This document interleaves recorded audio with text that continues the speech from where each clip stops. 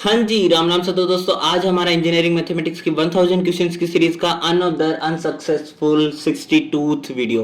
So friends, आज का जो मेरा क्वेश्चन रहेगा वो है सॉल्व डिफरेंशियल इक्वेशन, जहां पे हमें डिफरेंशियल इक्वेशन क्या गिवन है, x cos y upon x y dx plus में x dy is equal to y sin y upon में x dy minus y dx। तो मैं अपनी लैंग्वेज में अगर कहूँ तो मैं पहले इसको क्या लिखूंगा, तमीज से लिखूंगा। तो तमीज से लिखने का क्या मतलब है कि आपको जो हमारे पास dx एंड dy है, dx एंड dy है दोनों साइड LHS एंड RHS में, इनको मल्टीप्लाई करके आप dx वाले को x के वेरिएबल्स के साथ में अलग कर लीजिए एंड dy वाले को y के वेरिएबल्स के साथ में अलग कर लीजिए। सो एज इट इज मैंने इसको अंदर मल्टीप्लाई किया, यहाँ पे भी अंदर मल्टीप्लाई किया। अब dy वाले को dy वाले के साथ में इस साइड ले आया एंड dx वाले को dx वाले के साथ में इस साइड ले आया। ओके, तो यहां पर अगर मैं देखता हूं तो मेरे पास फाइनल इक्वेशन आ गई dy upon dx equal to y upon में x cos y upon x plus y sin y upon x divided by y sin y upon x minus x cos y upon x।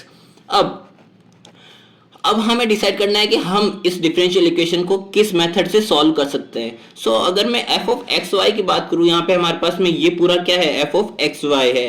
x and y variable में हमारे पास एक function है। अगर मैं इसमें x को tx के साथ रिप्लेस करता हूं एंड y को ty के साथ रिप्लेस करता हूं, तो मेरे पास में ये t कैंसिल आउट हो जाएगा, क्योंकि न्यूमरेटर एंड डिनोमिनेटर में t टू द पावर जो है 0 है, जिसको हम कॉमन ले सकते हैं। तो यहाँ पर अगर मैं t की पावर को देखता हूं तो मेरे पास फाइनली सब कुछ कैंसिल आउट हो जाएगा। It means t to the power 0 हम कह सकते हैं, जिसका क्या मतलब हुआ कि ये एक जीरोथ ऑर्डर की इक्वेशन है, जिसको हम होमोजीनियस इक्वेशन कह सकते हैं। जो कि हमारे पास अगर इस पूरे को लेके बात करता हूं तो होमोजीनियस डिफरेंशियल इक्वेशन कहलाएगा ये, of zeroth order. So it means हम यहाँ पर होमोजीनियस इक्वेशन मेथड को यूटिलाइज कर सकते हैं, जहां पर हम क्या करते हैं, पुट y अपॉन में vx करते हैं and then both sides differentiating with respect to x we have dy upon dx is equal to v। जब हम x को डिफरेंशिएट करेंगे x के रेस्पेक्ट में तो v रह जाएगा as a constant, and then x को एज ए कांस्टेंट बाहर रखकर v को x के रेस्पेक्ट में डिफरेंशिएट करेंगे तो dv बाई dx हो जाएगा।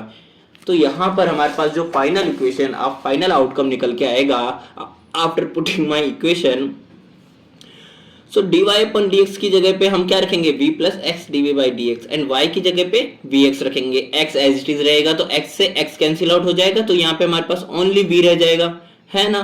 एज इट इज यहाँ पे x की जगह पे हमको नहीं रखना, हमें y की जगह पे vx रखना है, तो vx जहां जहां पे y है वहां पे vx रख दिया, ठीक है।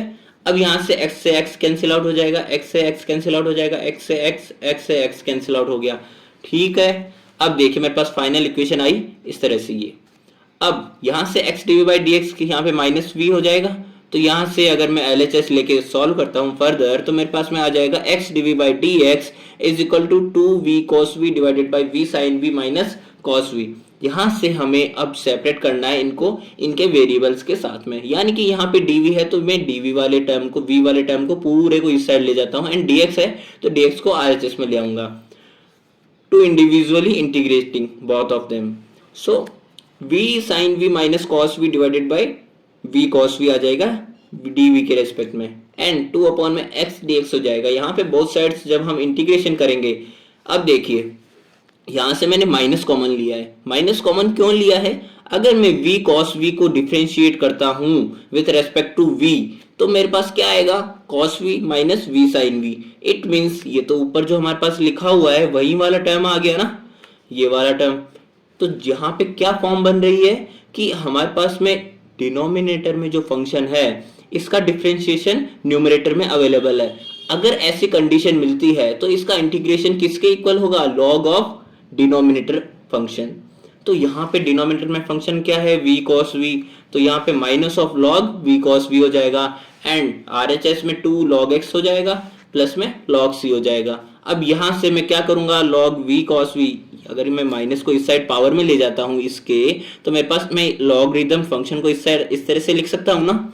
अब log of x and log of c, अगर मैं इस पावर को भी यहाँ ले जाता हूँ तो log ऑफ x स्क्वायर हो जाएगा, and we know from the logarithm property whenever logarithm के बेस इक्वल होते हैं तो हमारे पास में जो फंक्शन है ये दोनों मल्टीप्लीकेशन में आ जाएंगे, यानी कि x स्क्वायर c आ जाएगा। अब यहाँ से log and log cancel out हो जाएगा and x square C equal to 1 upon में वी कॉस वी आ जाएगा।